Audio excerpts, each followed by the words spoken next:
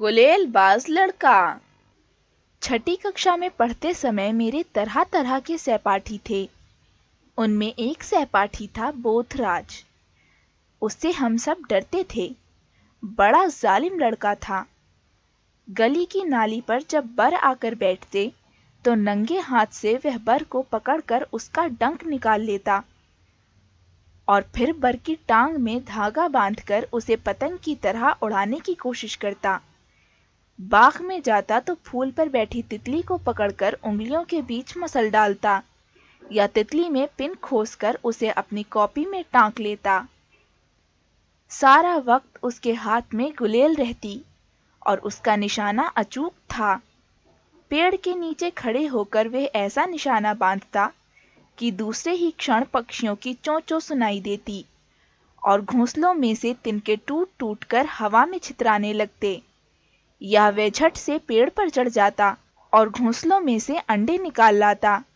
जब तक वह घोंसलों को तोड़-फोड़ नहीं डालता, उसे चैन नहीं मिलता था। उसे कभी भी कोई ऐसा खेल नहीं सूझता था जिसमें किसी को कष्ट नहीं पहुंचाया गया हो। बोथराज की माँ भी उसे राक्षस कहा करती थी। बोथराज जेब में तरह तरह की चीजें रखे घूमता, कभी मैना का बच्चा या तरह तरह के अंडे या कांटेदार झाऊ चूहा। उससे सभी छात्र डरते थे। स्कूल के बाद हम लोग तो अपने अपने घरों को चले जाते, मगर बोथराज न जाने कहाँ घूमता रहता। कभी कभी वे हमें तरह तरह के किस्से सुनाता। एक दिन कहने लगा, हमारे घर में एक गोह रहती है। जानते हो गोह क्या होती है? नहीं तो क्या होती है गोह? गोह सांप जैसा एक जानवर होता है, बालिश्त भर लंबा, मगर उसके पैर होते हैं। 8 पंजे होते हैं। सांप के पैर नहीं होते। हम सिहर उठे। चोर अपने पास गोह को रखते हैं। वे दीवार फांदने के लिए गोह का इस्तेमाल करते हैं। वे गोह की एक टांग में रस्सी बांध देते हैं। फिर जिस दीवार को फांदना हो, रस्सी झुलाकर दीवार के ऊपर की ओर फेंकते हैं। दीवार के साथ लगते ही गोह अपने पंजों से दीवार को पकड़ लेती है। उसका पंजा इतना मजबूत होता है कि फिर रस्सी को 10 आदमी भी खींचें तो गोह दीवार को नहीं छोड़ती। चोर उसी रस्सी के सहारे दीवार फांद जाते हैं। फिर दीवार को तुम्हारी गोह छोड़ती कैसे है? मैंने पूछा। ऊपर पहुंचकर चोर उसे थोड़ा सा दूध पिलाते हैं। दूध पीते ही गोह के पंजे ढीले पड़ जाते हैं। इसी तरह के किस्से बोथराज हमें सुनाता। उन्हीं दिनों मेरे पिताजी की तरक्की हुई और हम लोग एक बड़े घर में जाकर रहने लगे। वहां भी बोथराज आने लगा। शायद उसे मालूम हो गया कि यहाँ शिकार अच्छा मिलेगा, क्योंकि उस पुराने घर में और घर के आंगन में अनेक पक्षियों के घोंसले थे। घर के पिछले हिस्से में एक बड़ा गोदाम था। यहाँ पर कबूतरों का डेरा था। वहीं पर टूटे रोशनदान के पास मैना का भी घोंसला था। कमरे में फर्श पर पंख और टूटे अंडे और घोंसलों के तिनके बिखरे रहते। बोथराज आता तो मैं उसके साथ घूमने निकल जाता। माँ को मेरा बोथराज के साथ घूमना अच्छा नहीं लगता था, मगर वह जानती थी कि मैं अकेला घर में पड़ा पड़ा क्या करूँगा। माँ भी उसे राक्षस कहती थी और उसे समझाती थी कि निरीह जानवरों को तंग नहीं किया करो। एक दिन माँ मुझसे बोली, अगर तुम्हारे दोस्त को घोंसले तोड़ने में मजा आता है तो उससे कहो कि हमारे गोदाम में से घोंसले साफ कर दे। मगर माँ, तुम खुद ही तो कहती थीं कि जो घोंसले तोड़ता है उसे पाप चढ़ता है। मैं यह थोड़ी ही कहती हूँ कि पक्षियों को मारे। वह तो पक्षियों पर गुलेल चलाता है, उन्हें मारता है। घोंसला हटाना तो दूसरी बात है। जब बोथराज घर पर आया तो मैं उसे गोदाम में ले गया। शाम हो रही थी। कमरे में पहुंचे तो बला की बू थी और फर्श पर बिखरे हुए थे पंख और पक्षियों की बीट। सच पूछो तो मैं डर गया। मैंने सोचा, यहाँ भी बोथराज अपना घिनौना शिकार खेलेगा। यह घोंसलों को तोड़ तोड़ कर गिराएगा, उनके अंडे तोड़ेगा, ऐसी सभी बातें करेगा जिनसे मेरा दिल दहलता था। न जाने माँ ने क्यों कह दिया था कि इसे गोदाम में ले जाओ और इससे कहो कि गोदाम में से घोंसले साफ कर दे। मैंने बोधराज की ओर देखा तो उसने गुलेल संभाल ली थी और बड़े चाव से छत के नीचे मैना के घोंसले की ओर देख रहा था, जिसमें से उभरते हुए तिनके और रुई के फाहे नजर आ रहे थे। कबूतर अलग से दूसरी ओर शहतीर पर गुटुरगू करते हुए मटर गश्ती कर रहे थे। घोंसलों में मैना के बच्चे हैं, बोधराज ने कहा और अपनी गुलेल साध ली। तभी मुझे घोंसलों में से छोटे छोटे बच्चों की पीली पीली नन्ही चोंचें झांकती नजर आईं। इनके माँ बाप कहाँ हैं? मैंने पूछा। चुग्गा लेने गए हैं, अभी आते ही होंगे, कहते हुए बोधराज ने गुलेल उठाई। मैं उसे रोकना चाहता था कि घोंसले पर गुलेल नहीं चलाए, पर तभी बोधराज की गुलेल से फर्र की आवाज निकली और इसके बाद जोर से टन की आवाज आई। गुलेल का कंकड़ घोंसले से ना लगकर सीधा टीन की छत पर जा लगा था। तभी बोधराज ने गुलेल से एक और वार किया। अब की बार कंकड़ शहतीर से लगा। बोधराज अपने अचूक निशाने पर अकड़ा करता था। 2 निशाने चूक जाने पर वह बौखला उठा। अब की बार वह थोड़ी देर तक चुपचाप खड़ा रहा। जिस वक्त मैना के बच्चों ने चोंच फिर से उठाई, उसी समय बोधराज ने तीसरा वार किया। अब की बार कंकड़ घोंसले के किनारे पर लगा। 3-4 तिनके और रुई के गोले उड़े, लेकिन घोंसला नहीं गिरा। बोधराज ने फिर से गुलेल तान ली थी।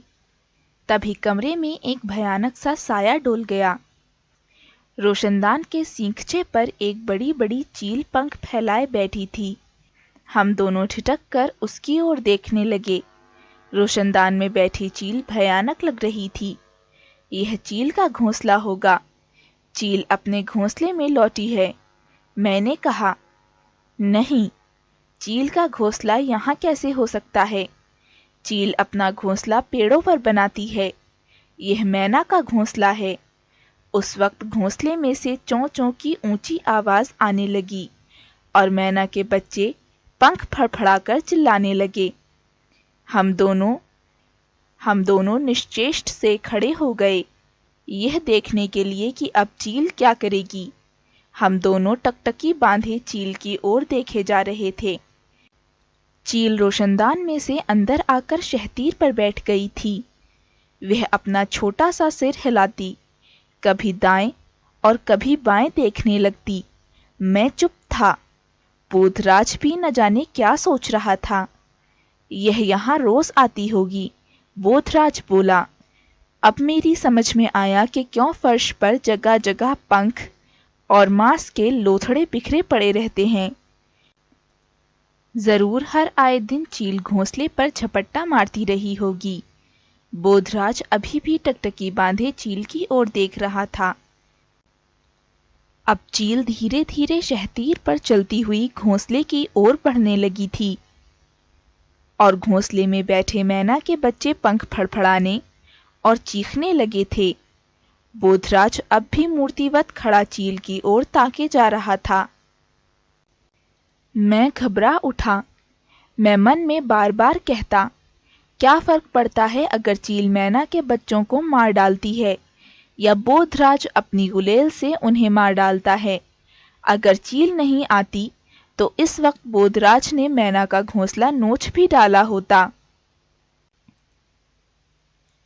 तभी बोधराज ने गुलेल उठाई और सीधा निशाना चील पर बांध दिया।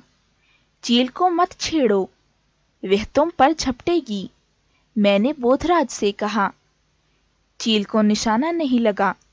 कंकड़ छत से टकराकर नीचे गिर पड़ा और चील ने अपने बड़े बड़े पंख फैलाए और नीचे सिर किए घूरने लगी। चलो यहां से निकल चलें, मैंने डरकर कहा। नहीं, हम चले गए तो चील बच्चों को खा जाएगी। उसके मुंह से यह वाक्य मुझे बड़ा अटपटा लगा। स्वयं ही तो घोंसला तोड़ने के लिए गुलेल उठा लाया था। बोधराज ने झट से गुलेल मुझे थमा दी और जेब से 5-7 कंकड़ निकाल कर मेरी हथेली पर रखे।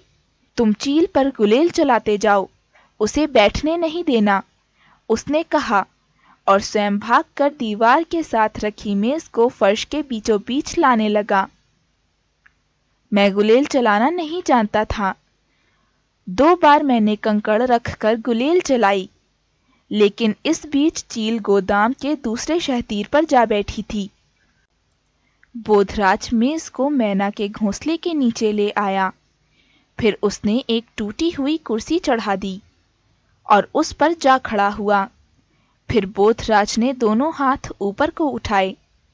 जैसे तैसे अपना संतुलन बनाए हुए उसने धीरे से घोंसले को उठा लिया। यहाँ पर चील नहीं पहुंच सकती, बोधराज ने कहा और इधर उधर देखने लगा था। थोड़ी देर में घोंसले में बैठे मैना के बच्चे चुप हो गए। बोधराज बक्से पर चढ़कर मैना के घोंसले में झांकने लगा। मैंने सोचा, अभी हाथ बढ़ाकर दोनों बच्चों को एक साथ उठा लेगा, जैसा वह अक्सर किया करता था।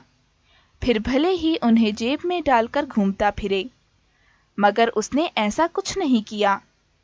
वह देर तक घोंसले के अंदर झांकता रहा और फिर बोला, थोड़ा पानी लाओ, इन्हें प्यास लगी है। इनकी चोंच में बूंद बूंद पानी डालेंगे। मैं बाहर गया और एक कटोरी में थोड़ा सा पानी ले आया। दोनों नन्हे नन्हे बच्चे चोंच ऊपर उठाए हाँफ रहे थे। बोधराज ने उनकी चोंच में बूंद बूंद पानी डाला और बच्चों को छूने से मुझे मना कर दिया, ना ही स्वयं उन्हें छुआ। इन बच्चों के माँ बाप यहाँ कैसे पहुँचेंगे? मैंने पूछा। वे इस झरोखे में से आ जाएंगे, वे अपने आप इन्हें ढूंढ निकालेंगे। हम देर तक गैराज में बैठे रहे। बोधराज देर तक मंसूबे बनाता रहा कि वह कैसे रोशनदान को बंद कर देगा ताकि चील कभी गोदाम के अंदर न आ सके। उस शाम वह चील की ही बातें करता रहा। दूसरे दिन जब बोधराज मेरे घर आया तो ना उसके हाथ में गुलेल थी और न जेब में कंकड़, बल्कि जेब में बहुत सा चुग्गा भरकर लाया था। और हम दोनों देर तक मैना के बच्चों को चुग्गा डालते और उनके करतब देखते रहे थे।